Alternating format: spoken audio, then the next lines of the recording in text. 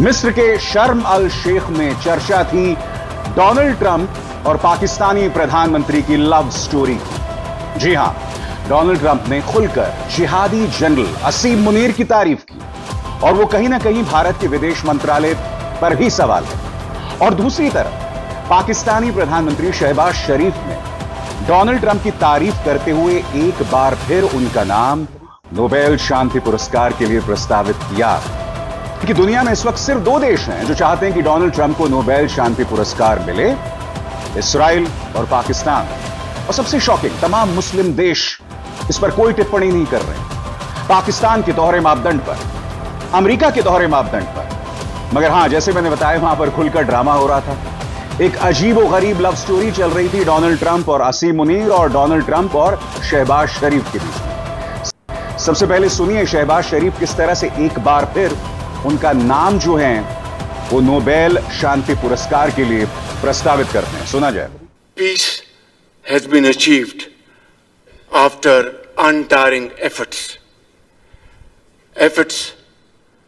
led by President Trump, who is genuinely a man of peace, who has relentlessly and untiringly worked throughout these months, day in and day out, to make this world a place to live with peace and prosperity.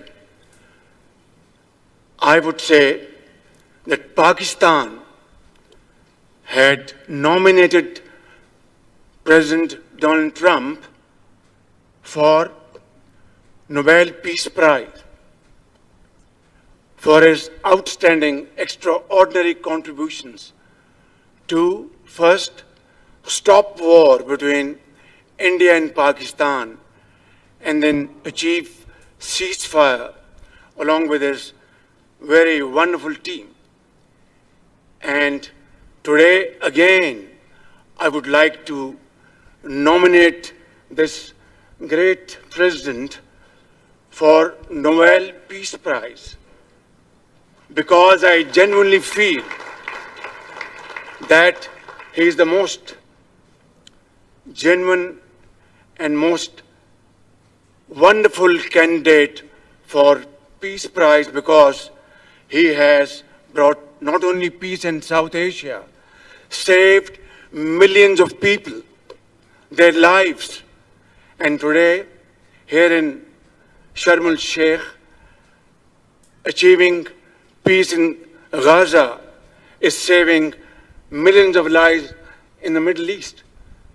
Mr. President, I would like to salute you for your exemplary leadership, visionary leadership, and I think that you are the man this world needed most at this point in time. World would always remember you as a man who did everything, went out of the way to stop 7 and today 8 wars. मैं फिर आपसे कहना चाहता हूं, ऐसे में तमाम मुस्लिम देशों में पाकिस्तान की क्या जगह है?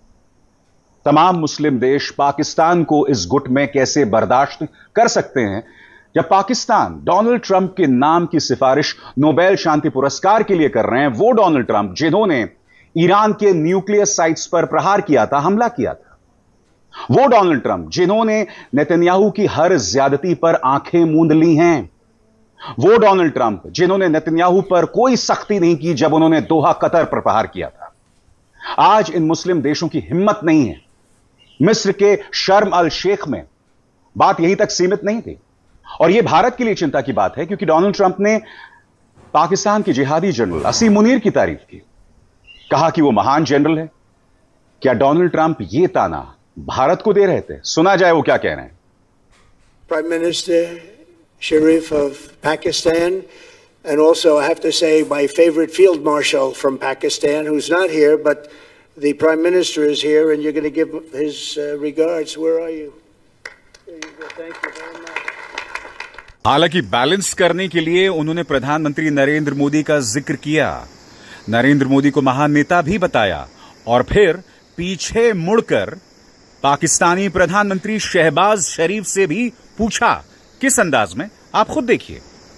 India is a great country with a very good friend of mine at the top, and he's just done a fantastic job. And I think that Pakistan and India are going to live very nicely together, right? That's not a very. They are, and they're two great. I tell you, leaders, great leaders. दोस्तों, मुझे मानना है कि असीम मुनीर को लेकर जो बयान Donald Trump ने दिया है, यह कहीं ना कहीं भारत को ताना है।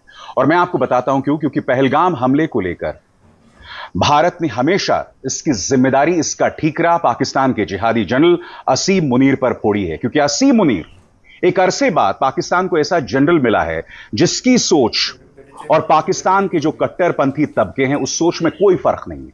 फिर असीम मुनीर जानबूझकर ऐसे बयानात देते हैं जिससे भारत में असहजता होती है। तो स्वाभाविक सी बात है, अगर डोनाल्ड ट्रंप इस तरह से खुलकर तारीफ कर रहे हैं असीम मुनीर की, तो यह ताना किसी और पर नहीं, प्रधानमंत्री नरेंद्र मोदी और भाजपा सरकार पर है। मैं आज आपसे एक सवाल पूछना चाहता हूं। डोनाल्ड ट्रंप में कितना ज्यादा इन्वेस्ट भारत ने किया है और अब उसका बदला भारत पर 100% टैरिफ। यह कहना कम से कम 50 बार कि मेरी वजह से जब मैंने टैरिफ का झुनझुना दिखाया तब भारत और पाकिस्तान ने अपनी जंग रोक दी, यानी ऑपरेशन सिंदूर का अपमान। टैरिफ को लेकर प्रधानमंत्री के चेहरे पर लगातार बयान देते रहना, मगर एक शब्द इनकी तरफ से नहीं निकलता है। ये सवालात हैं दोस्तों। मुद्दा यह नहीं कि शहबाज शरीफ और डोनाल्ड ट्रंप के बीच में क्या लव स्टोरी चल रही है, असीम मुनीर की वो क्या तारीफ कर रहे हैं। जब विदेश नीति का फोकस सिर्फ एक व्यक्ति यानी कि प्रधानमंत्री नरेंद्र मोदी को विश्व गुरु बनाना हो, जब इसका फोकस राष्ट्रहित ना हो, नेशनल इंटरेस्ट ना हो, तो यही होता है। आप मुझे बताइए ना, अभी कुछ महीनों पहले तक चाइना दुश्मन था, चीन के नाम पर आप नेता विपक्ष पर टारगेट करते थे, मुझ पर टारगेट किया जाता था। न्यूज क्लिक पर रेड मारी आपने कई पत्रकारों को चीन के साथ अदृश्य रिश्तों को लेकर बदनाम किया, टारगेट किया, यह सब चला। उस वक्त याद कीजिएगा, ट्रंप दोबारा जब चुनकर आए थे, क्या क्या नहीं कहा गया था। बिजली कड़कती है दोनों नेताओं के बीच में। मगर जब ट्रंप ने टैरिफ रूपी तमाचा भाजपा सरकार के चेहरे पर मारा, उसके बाद गोदी मीडिया के पॉपो बदल गए। फिर चीन जो है वो गोदी मीडिया का नया पॉपो है। मगर ये तो चीन है, पाकिस्तान को गाली देना और फिर पाकिस्तान के साथ एशिया कप में मैच भी खेलना, उसको लेकर किसी गोदी मीडिया के किसी पत्रकार का खून नहीं खौलता है साहब।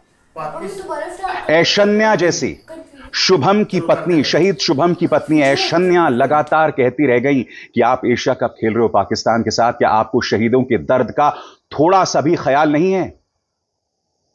किसी गोदी मीडिया ने, किसी न्यूज चैनल ने उस पर डिबेट नहीं किया, प्रधानमंत्री से सवाल नहीं किया। उल्टा मैं नहीं भूला हूं कि वो रिपब्लिक का संपादक बीसीसीआई पर ठीकरा फोड़ रहा था।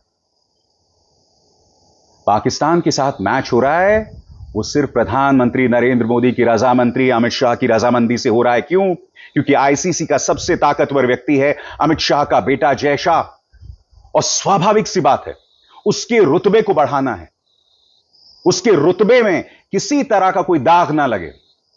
मुद्दा यह है और इसके अलावा कुछ नहीं।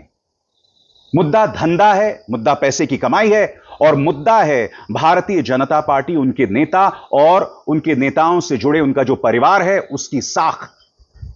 ऐसे में मैं आपसे पूछना चाहता हूं, where is national interest?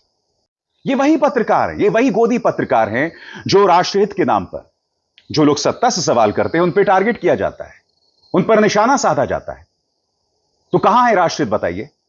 Trump जिस तरह से असीम मुनीर की तारीफ कर रहे हैं, यह कहीं ना कहीं विदेश नीति की नाकामी है,